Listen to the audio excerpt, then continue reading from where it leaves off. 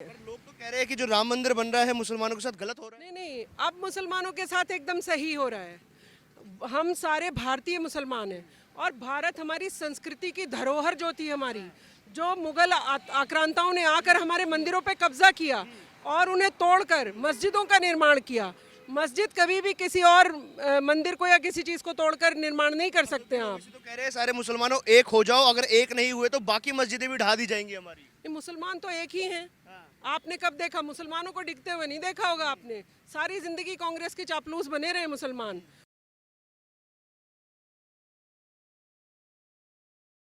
पर कृपा राम की होई, ता पर कृपा करे सब कोई।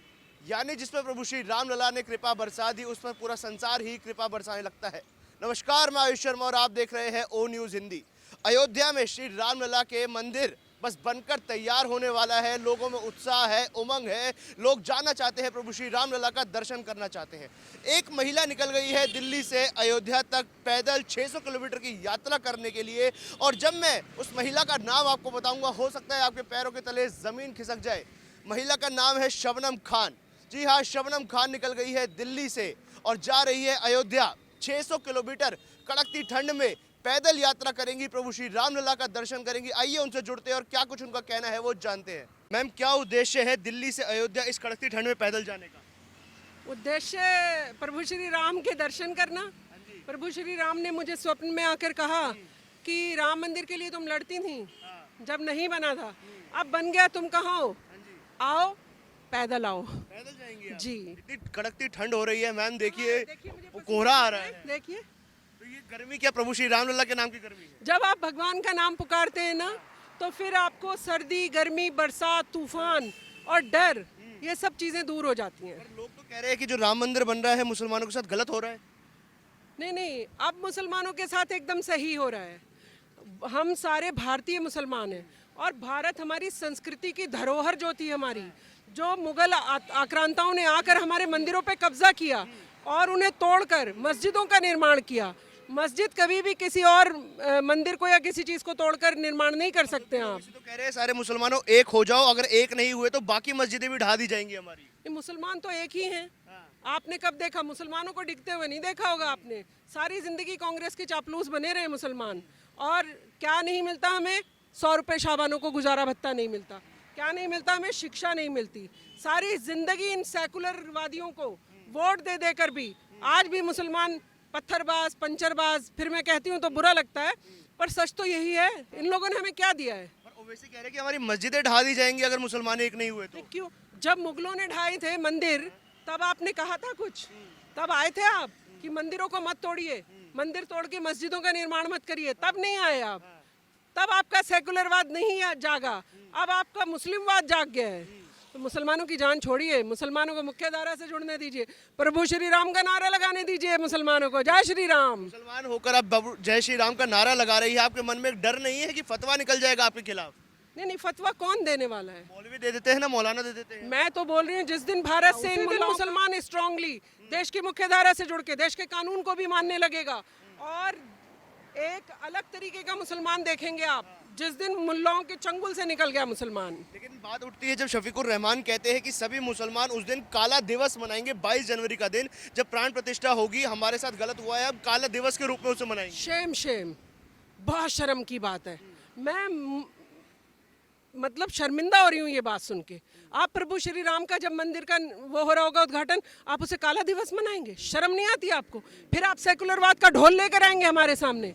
आपने मुझे राजनीतिक बोलने पर मजबूर कर दिया। मैं तो अपनी धुन में प्रभु श्री राम के पास जा रही हूँ, लेकिन आपने सवाल ऐसा कर दिया तो गुस्सा आ गया मुझे ये सुनकर। उसकी सांसद की सदस्यता बर्खास्त करनी चाहिए। मैं यहाँ से बोल रही हूँ अपने संसद के जो हमारे अध्यक्ष होते हैं उनको बोल रही हूँ कि उसकी संसद सदस्यता रद्द करिए। जो भी प्रभु श्री राम के खिलाफ बोले या इस तरीके की घटिया बात कहे, भगाइए उसे। चाहे देश से भगाइए, चाहे संसद से भगाना हो वहाँ से भगाइए, भगा दीजिए ऐसे लोगों को। नहीं है ज़रूरत भारत को ऐसे लोगों की। बहुत लोग हैं जो ये वाली बात बोलेंगे कि आप मुसलमान होकर जा रही है राम मंदिर में, तो सवाल उठेंगे क्योंकि लोगों को ये चीज़ हजम नहीं होती। बहुत लोगों को इस चीज़ से मिर्च लगेगी। तो मिर्च लगने दीजिए। जब हिंदू भाई इतने सारे अजमेर आते हैं, वहाँ तो नहीं खड़े होते ये तख्तियाँ लेकर। कि ये मुसलमानों की दरगाह है, आपके पैसे भी नहीं लिए जाएंगे, आपको अंदर भी नहीं आने दिया जाएगा। और मुसलमान कोई अगर एक मंदिर की तरफ बढ़ जाए, हैं, हिंदुओं का सब हजम कर लोगे आप, हिंदुओं को दोगे कुछ नहीं कभी भी।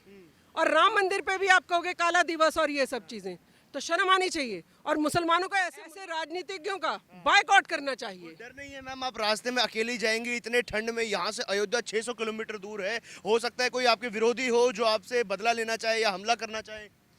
प्रभु श्री राम के नाम के साथ अगर जान भी चली जाए तो कौन सी बड़ी बात है भाई, सीधा स्वर्ग प्राप्त होगा, तो वो मुझे डर नहीं है।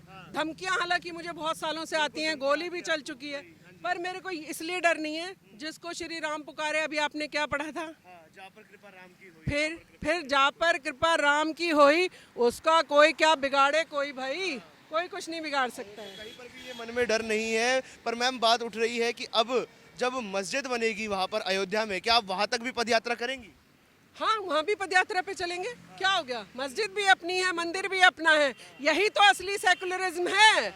या तो सिर्फ मस्जिद के लिए आपका मन इतना अच्छा है कि मस्जिद बननी चाहिए, और जब मंदिर बने तो काला दिवस होना चाहिए, शर्म नहीं आती है भैया? मंदिर के निर्माण में अंदर जा पाए या ना जा पाए, देश के मौलाना अगर सेकुलर हैं, मैं उनको आह्वान कर रही हूँ, आइए मंदिर के निर्माण में आइए, मोदी जी भी क्यों जा रहे खड़े होइए साथ में और प्रभु श्री राम का नारा लगाइए सारे मौलाना। अगर असली सेकुलर का ढोंग करते हो, दाढ़ी टोपी लगाई, मुल्ला बने और झूठ बोलना शुरू कर दिया, मुसलमानों को बरगलाने के अलावा कोई काम नहीं किया। अल्लाह के सिवा किसी को नहीं मान सकते, इसीलिए वो नारा नहीं लगाते। नहीं, क्यों नहीं मान सकते, क्यों नहीं मान? कुरान हमें इजाजत नहीं देती, इस्लाम इजाजत ऐसा नहीं लिखा है, ऐसा कहीं नहीं लिखा है। नहीं, इस्लाम में लिखा है हर धर्म की इज्जत करिए, इस्लाम में लिखा है कि आप प्रेम प्यार बढ़ाइए, पड़ोसी आपका दुखी नहीं होना चाहिए। कास्ट नहीं लिखी है कि मुसलमान ही हो, तब लिखा है पड़ोसी सबसे पहले दुखी नहीं होना चाहिए आपकी किसी भी बात से। तो ये तो पढ़ाना भूल गए।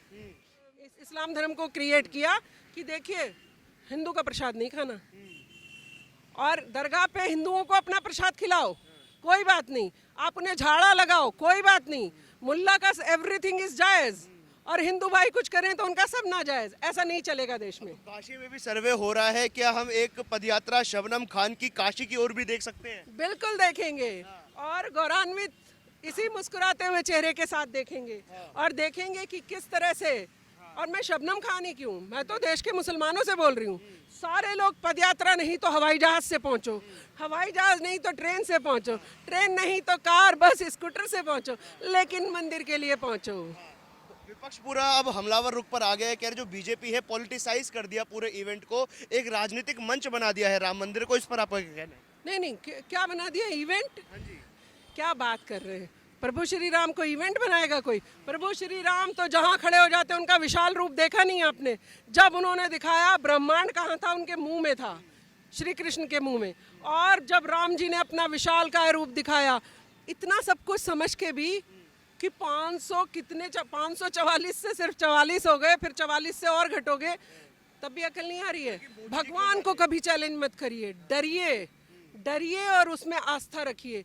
देखिए दिल से आप आस्था रखेंगे ना तो मेरी तरह चमक आएगी, और अगर आप मन में सिर्फ राजनीति और कोरा मैल रखेंगे तो फिर कोई आपको हिंदू नजर आएगा, कोई मुसलमान नजर आएगा। इसको छोड़िए, एकता के सूत्र में पिरोइए। नेताओं का तो काम होना चाहिए एकता के सूत्र में पिरोना, तो एकता में पिरोने का काम करिए ना जनाब। वो नकली दुकानें छोड़ के राहुल भाई आइए मेरे साथ, दोनों बहन भाई चलेंगे धीरे धीरे पदयात्रा करते हुए। वो भारत जोड़ो यात्रा और हो जाएगी उनकी। नहीं, जोड़ने की जरूरत नहीं, भारत जुड़ा ही हुआ है, भारत कभी टूटता नहीं है, याद रखिए। भारत ऐसे मजबूत इंसानों से, भारतीय नागरिकों से बना है, इसे कोई नहीं तोड़ सकता। तोड़ने की कोशिश बहुत की राहुल जी ने कि देखिए वो औरत को यूं, वो फलान। भाई राज तो सारी जिंदगी आपका रहा, हिसाब आप दूसरों से लेते घूम रहे हैं। मैं अगर हिसाब लेने पे आ जाऊं तो 60 साल का राज और 60 साल के हिसाब बहुत ज्यादा हो जाएंगे भाई। वो कह रहे हैं कि मोदी जी को नहीं जाना चाहिए, देश जो है लोकतांत्रिक है, देश है सेक्युलर, तो सेक्युलर देश के प्रधानमंत्री किसी रिलीजियस इवेंट में जाते अच्छे नहीं लगते। और मनमोहन सिंह जी हर चुनाव में जाके ये कहते हुए मुझे सोनिया जी ने भेजा है, ये कहते हुए अच्छे लगते थे। मतलब आपका कुछ भी करे और हमारे देश का प्रधानमंत्री क्यों नहीं जाना चाहिए भाई? मैं बोल रही हूँ प्रधानमंत्री को सबसे आगे खड़े रहना चाहिए। आज उन्हीं की ताकत से हम लोग जय श्री राम बोल पा रहे हैं। आज उसी की ताकत से, मैं तो मुसलमान हूँ, मेरी तो खैर क्या औकात थी अगर मैं कांग्रेस के राज में जय श्री राम बोल देती। हिंदू की हिम्मत नहीं थी जय श्री राम बोलने की।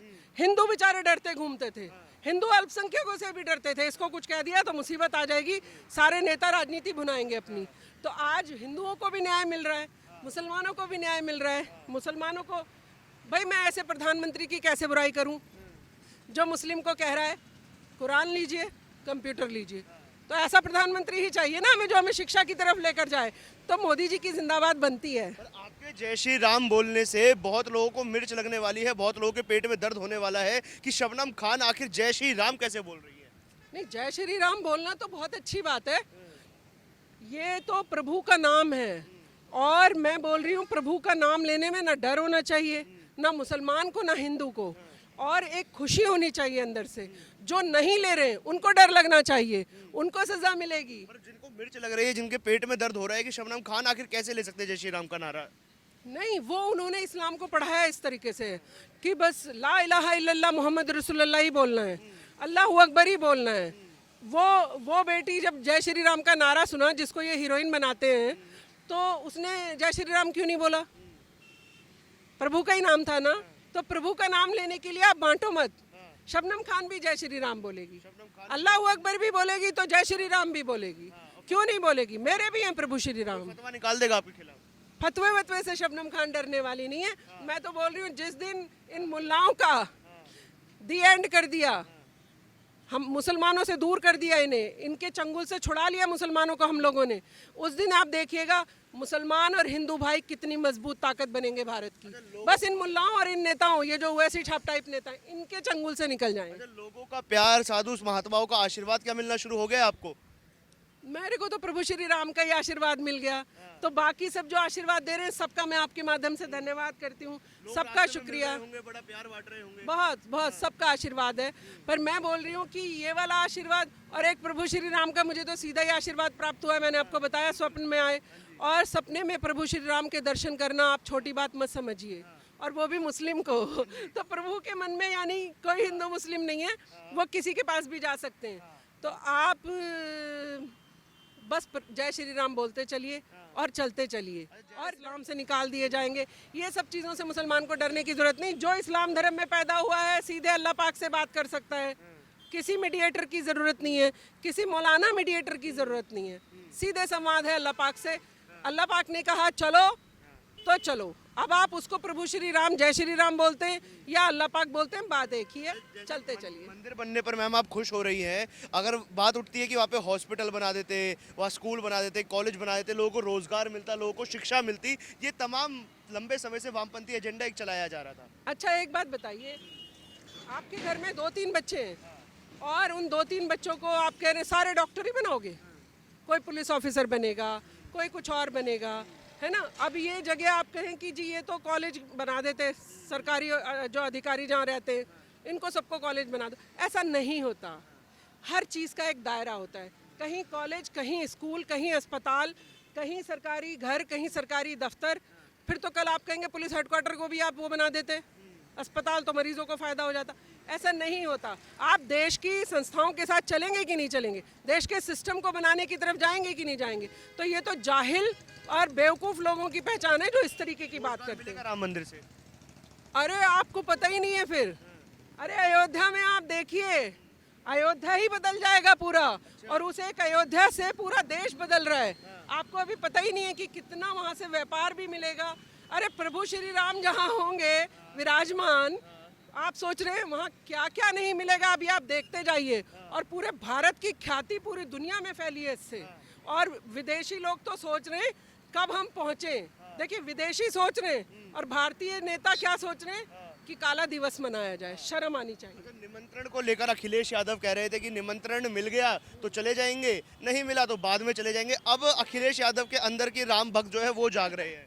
बहुत अच्छी बात है, मैं गुस्सा नहीं होंगी इस बात से कि देर में जागे, देर आयद और अगर दुरुस्त आयद, प्रभु श्री राम को माना तो ना, तो स्वागत करेंगे हम सब। आप ऐसे मत सोचिए, निमंत्रण की क्या जरूरत है? मेरे को निमंत्रण आया क्या प्रधानमंत्री जी का? मुझे तो भगवान श्री राम का निमंत्रण आया है, मैं तो उस निमंत्रण पे चल पड़ी हूँ, और वो भी पदयात्रा करते हुए। तो अखिलेश भैया को ये सब नहीं सोचना चाहिए, उनको जुड़ना चाहिए, और मंदिर अंदर जाओ या ना जाओ, मैं तो बोल रही हूँ बाहर ही खड़े हो जाओ बस। अच्छा, तो पर कहीं ऐसा ना हो कि उनके राम मंदिर जाने से मुलायम सिंह जी की जो आत्मा है उनको जो है दुख हो कि मैंने क्या। शायद ऊपर जाके समझ गए होंगे मुलायम सिंह यादव जी भी कि बहुत साल राजनीति करी लेकिन गलत राह पर करी, तो शायद उनको, मेरे को तो प्रभु श्री राम सपने में आ रहे हैं, उनको पिताजी सपने में आने चाहिए। मैं मुलायम सिंह यादव जी से ऊपर से ही बोल रही हूँ कि आप अपने बेटे को थोड़ा सही दिशा दीजिए और बताइए कि प्रभु श्री राम के दर्शन करने की तरफ निकले। उनकी राजनीति हमेशा मुसलमानों की राजनीति रही है, मुसलमानों को बरगलाने की राजनीति रही है मुलायम सिंह यादव जी की, मुसलमानों को अपराध की तरफ ले जाने वाली राजनीति रही है। मैं बड़ी बात बोल रही हूँ, और अब अखिलेश भैया को शायद उसकी क्षमा मांगते हुए प्रभु श्री राम की राजनीति की तरफ जाना चाहिए। संदेश दे दीजिए हमारे व्यूअर्स के लिए, क्या कहना चाहेंगे आप? मैं आपके सारे व्यूवर्स को जय श्री राम बोलना चाहती हूँ, और चाहती हूँ कि आप सब भी पदयात्रा करते हुए हवाई जहाज से, ट्रेन से, गाड़ी से, साइकिल से वहाँ तक पहुँचे, और अगर वहाँ ना भी पहुँच पाए तो अपने घरों को जगमगा दीजिएगा 22 जनवरी को दियों से। जी बहुत बहुत धन्यवाद शबनम जी हमारे साथ जुड़ने के लिए। शबनम खान इस वक्त हमारे साथ मौजूद थी। दिल्ली से अयोध्या 600 किलोमीटर पैदल जाएंगी इस कड़कती ठंड में, अकेली एक महिला है। कई लोगों को दर्द उठना शुरू हो गया है, कई लोगों को मिर्च लगनी शुरू हो गई है कि शबनम खान एक मुसलमान महिला आखिर दिल्ली से अयोध्या तक श्री रामलला के लिए जो पद यात्रा कर रही है, उससे कहीं देश में जो सेक्युलरिज्म के नाम पर जो हिंदू मुसलमान को बांटकर जो लोग राजनीति किया करते थे, कहीं उनकी राजनीति खतरे में ना आ जाए। इस पूरे मुद्दे पर आप लोग क्या विचार है, ये आप हमें कमेंट बॉक्स के माध्यम से जरूर बताएं। वीडियो जर्नलिस्ट प्रसन्नजीत झा के साथ मैं आयुष शर्मा, ओ न्यूज़ हिंदी।